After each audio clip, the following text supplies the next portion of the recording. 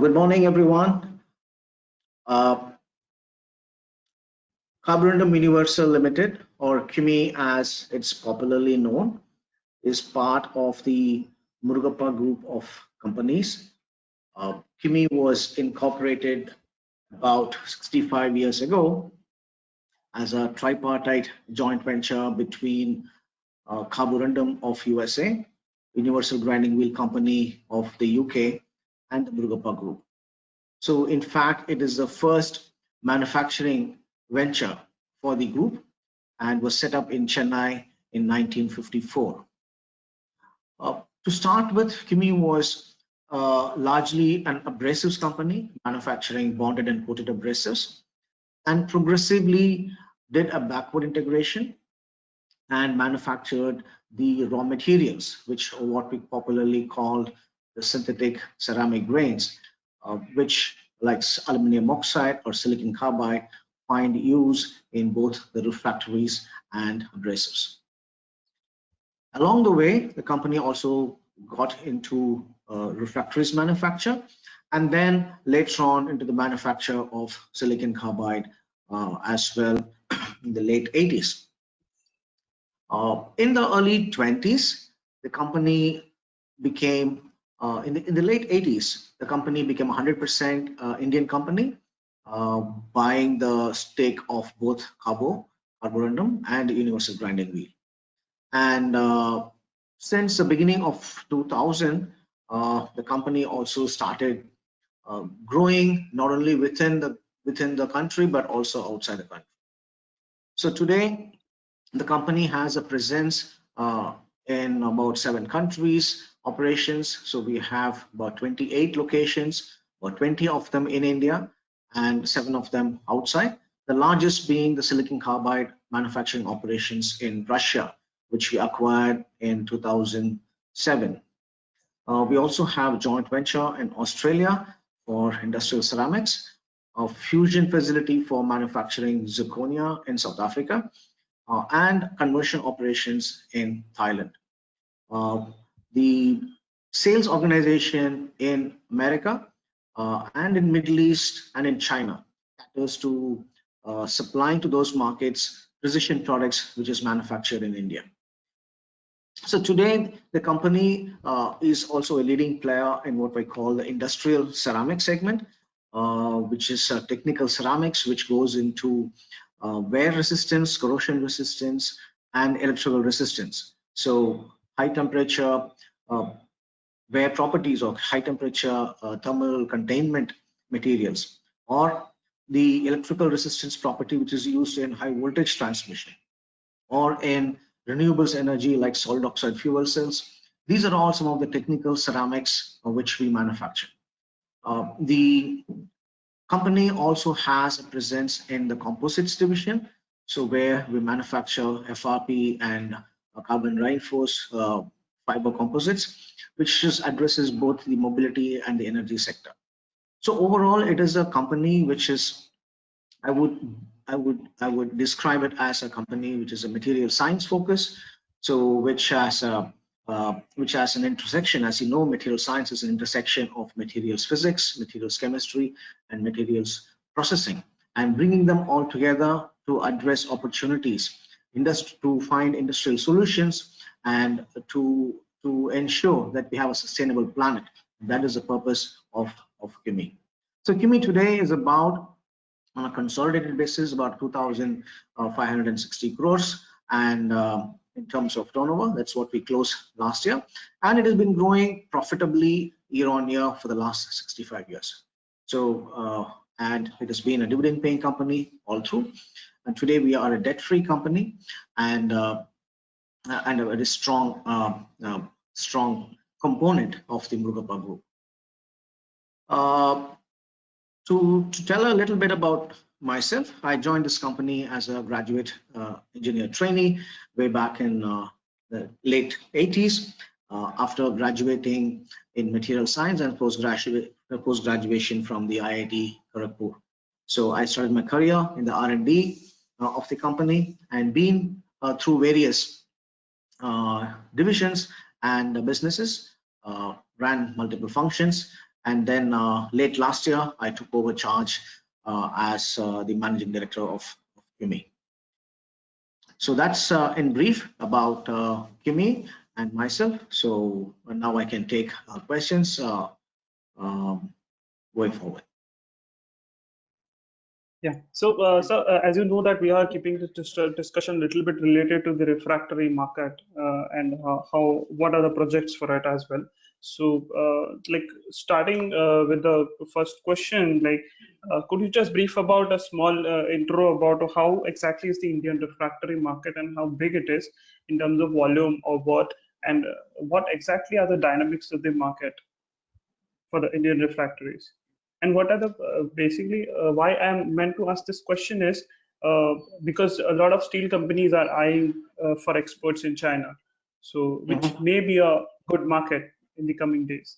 So that's why getting an idea about why how big is the Indian refractory market to support this particular growth. Okay, as we all know, especially in steel, India is a very significant producer of steel. And the term refractory itself means a material which can withstand high temperature and take high loads at high temperatures. So it also does not change chemistry. So it's able to withstand the temperature without deforming. So that is what we call as refractories. And refractories generally are broadly classified as they go by the alkalinity, which is what we call the pH of a material. So refractories, if I were to categorize them into acidic and neutral refractories or basic refractories, or by form, which means they can be shaped into a bricks or different shapes which can fit into a furnace, or unshaped, which is what we call a cement or a mortar or castables. Uh, so these are basically the forms. And if you go by application, refractories are largely in the iron and steel, and they play a big role in iron and steel making worldwide.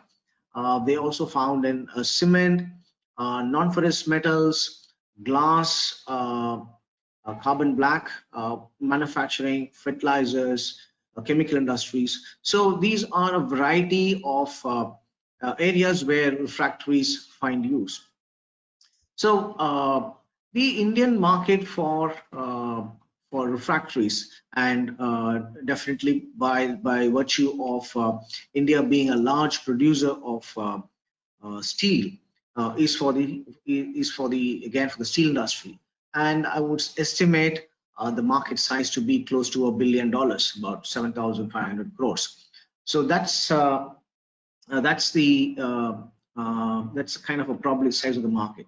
And the market again is segmented, as I said, into basic refractories, which would be your all your uh, the silica based refractories, and you have the common clay refractories, and you have the high end fused alumina refractories. You have the magnesia refractories, zirconias, graphite. So as you go up, uh, as you find more and more performance materials. So starting from, let's say, the low end bauxite, chromite, andalusite, kyanite, which is the bulk of the refractory materials, and moving on to brown fused aluminas, white fused aluminas, silicon carbide, spinels, magnesias, zirconia. So this would be what I would call uh, the higher end performing materials. So in India, you have earlier days you had companies which were completely homegrown, but today you have in India the presence of almost all the refractory majors in the world. So all of them are there, and it is but natural because India being a large market. So what is good for what is going for India in refractories? The availability of many of the minerals, whether it is bauxites, clays, etc. But we also dependent on a huge for on a large amount to the Chinese, who are the largest manufacturers of the fused minerals. So whether it is a brown fused aluminas, silicon carbide, white fused aluminas, the refractory industry looks to China to provide that materials. Having said that, they also these materials are also available in India, uh, not to the same volumes as what is available in China, but definitely in India, CUMI, we manufacture about 50,000 tons of refractory raw materials, which is largely the fused aluminas and silicon carbide. And our plant in Russia also produces about 85,000 tons of silicon carbide. So, yeah. So to answer your question, broadly, India uh, is today manufactures or has a market of about 7,000 tons, has players from across the world, and addresses most of these applications. So, which industries you would say, like steel, as you mentioned? So, Yeah. in the coming time, what do you see the demand trend? Because a lot of projects have been announced by the government. So, do you see that the refractory would serve to even other industries as well? Like like how it has prospered to supply to the steel. So, would it Mhm. also grow in the other segments as well? Yeah, so today I would estimate about 60 odd percent, about 65% of the refractory market globally would be iron and steel, and that would also be the case for the Indian market. I would say about 65-70%. And the other markets would be the cement, non-ferrous, which would be the aluminum industries, copper, zinc, steel, etc. Glass is another player, and like other applications, like I said, the carbon black earlier, would definitely be the markets. So as the government increases its spending or on materials other than steel, and if these are high temperatures, then definitely the refractory market will grow. So, coming to one of the most common questions, like what COVID has brought change in the refractory market, and what changes you have seen in the recent times of last 3 months or so, and how Mhm. have you planned to overcome those challenges? Like in terms of supply, you may have seen some disruptions or some difficulties. Uh, See, in terms of you were talking about specific to refractory manufacturing. Yes, refractory, yes. And Yeah. abrasives, you can touch So upon abrasives as well, not a problem. okay. So let me start with the refractories. Uh, As I said earlier, CUMI manufactures shaped refractories and unshaped refractories, and a large portion of these raw materials are manufactured in-house. So the capacities what we have in India cater to not only our own refractory division, but also to refractory customers, including our competitors. So they are. We have not seen personally in our case any disruption in supplies because we are self-sufficient, right? So that makes us pretty competitive in terms of the availability of the full range of materials what we deal with. Definitely, there has been some amount of disruption of material availability from China. So we should remember that China went on a lockdown maybe early January, and then they also had a shutdown because of the New Year in early Feb, leaving a lot of these industries closed, and the shipping lines also got choked. So what we also saw was a disruption in the supply chain of bulk raw materials, and there's been a significant reduction in the quantity of these materials which had come into to India. So if you were to take the statistics from of the shipments from China into India from maybe January till about March, there has been a steep slide, and that I think is a combination of both the difficulties faced by the consumers in terms of getting the shipments cleared and at both ends, and also there is some amount of demand demand contraction. So that's obviously, we had a lockdown in the country, entire country in April, and that has contributed to this demand contraction as well. So what we have been doing is we have been managing with what we have, and we are very, very secure with our raw material supplies. So in In the terms case, of this, like, yeah. do you also encounter like any labor challenges, because some of your facilities may have opened up as of now? Now, all the facilities are opened out across the country, all 18 to 20 of them, manufacturing units. We have 18 manufacturing units and 2 power generation units. So all of them are running. Uh, the ones in Chennai are the ones still affected because of the lockdown here. So we are running at about 40% of manpower. We did have some challenges in a couple of our units because of this temporary labor moving out, but that has stabilized now because one, in terms of providing them uh, support even during the lockdown, where we had paid out all their salaries even though we were under lockdown. So we also had a campaign in terms of managing their health, hygiene, wherever they are staying, and ensuring that their families have been communicated about their well-being, etc. So to some extent, we have been able to erode their the labor going back. So we have not seen a major impact on this migrant labor issue, as we all know it, on our operations. So in terms of operational changes, have you made some important modifications in terms of safety and the guidelines which were issued by the government, as well as new techniques or new systems of working for the laborers that work in the factory? Yeah, the the MHA guidelines, which was released, I think about the first week of second week of April, in terms of how should industries uh, move into the social distancing, in terms of hygiene. So these have been implemented in full across all our locations. So now when you come to our locations, you will have right from the gate, you have a thermal scanning. We have the sanitization at all places. So, for example, a change in processes, all our simple things like taps, whether they are in the canteens or the toilets, in the process plants, every one of them is now automated. So it's touch-free taps.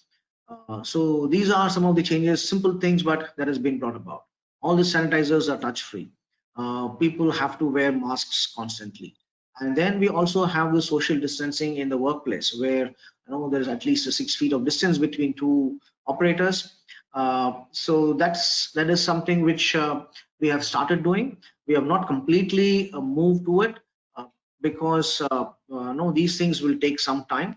So our focus is now on identifying methods and investing in processes uh, which would automate some of the material handling, which will automate material movement between stations, or also relayout of our process stages as well.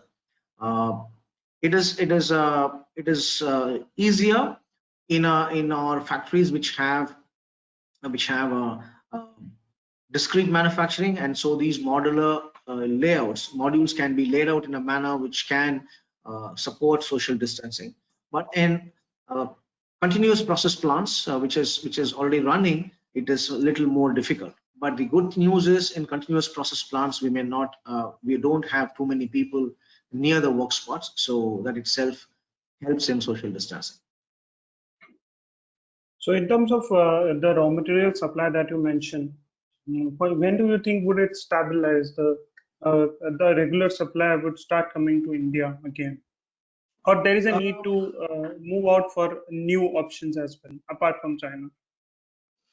There is, but if you should also remember that should know that in the case of some of the raw materials, and many of the raw materials in the refractory industry, China is the prime source, right? Whether it is, for example, in brown fused alumina, white fused alumina, um, uh, the things like bauxite. Bauxite is one of the still the biggest source in the world is China. So it is not so easy to replace China overnight, but it is still possible in some of the materials. So the world will have to restart some of their closed down factories which had closed down some years ago, uh, and it's not going to be easy. But on a case by case basis, we should be able to, I would say, wean away ourselves from either China or uh, other sources, but it's going to take time and effort.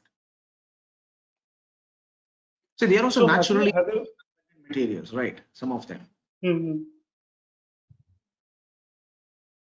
Yeah, go ahead, please. Yes, yeah. So have you also altered your any expansion plans in the country, or probably in your other branches or other countries as well, for this particular situation, like till the situation gets to normal?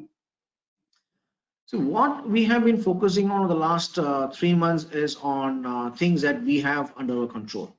So the things what we can control is on the cost structures. So whether it is a variable cost or the fixed costs, that is what we are working on.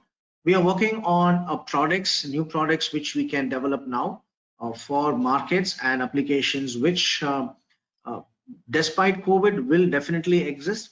So and there will be a need for. So these are some of the new things that we have been working on. There have been a long-term plans which we had drawn over the before the pre-COVID era. We are not losing sight of it. So we may have to make some course corrections, or uh, there has to be a little bit of a, let's say, a I would call it deference, but the timelines can be changed. But we are staying with what we had planned out. So, looking at one of the latest news that has come out from the Sri Perumbudur Yeah, facility of yours. So, yeah. could you just brief me about like how have like what was the idea behind expanding the abrasive capacity there?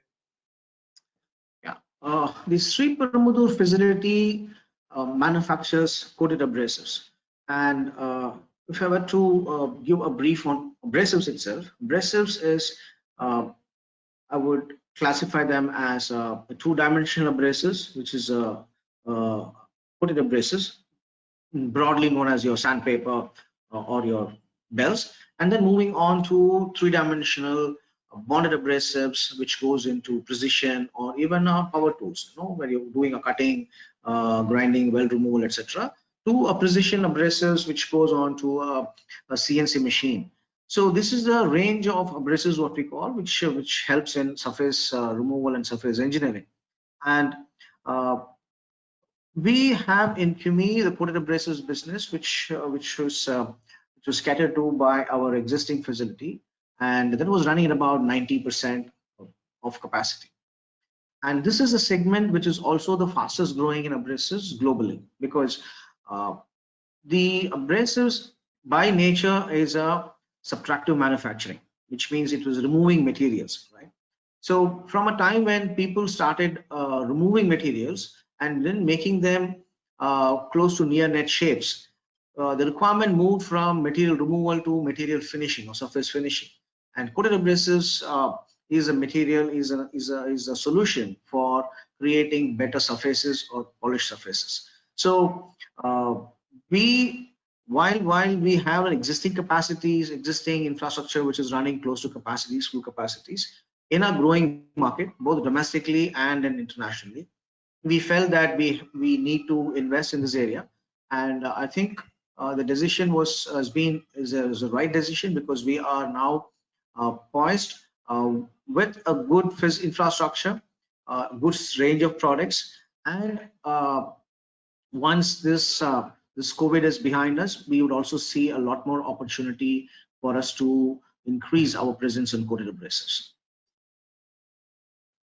Nice to know that that you are expanding still.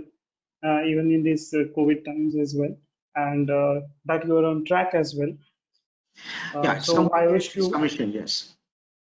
so I wish you all the luck for your future endeavors as well, and all I request all of you, all the attendees as well, to stay safe and take care of their family as well as themselves. And thank Thank you you so for much. giving Yeah. your valuable time. Thank you, and stay safe. Thank you.